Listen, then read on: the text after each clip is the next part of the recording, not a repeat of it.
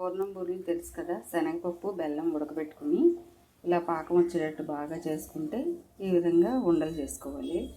అలాగే ఒకటి మినపప్పు అయితే 2 బియ్యం పోసుకొని ఇలా పిండి కూడా బ్యాటర్ రెడీ చేసి పెట్టుకోవాలి. అలాగే నూనె వేడి చేసుకొని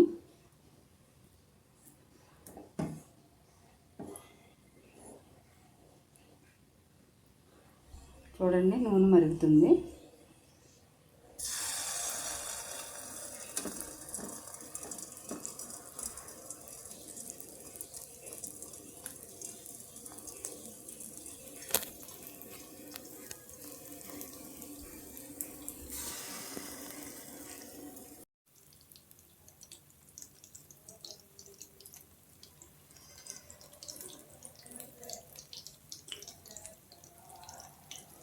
నూనె చక్కగా వేడిన తర్వాత ఇలాగా ఆ ఉండలు తీసి పిండిలో ముంచి ఇలా వేసేస్తే బూరెలు రెడీ. చూడండి,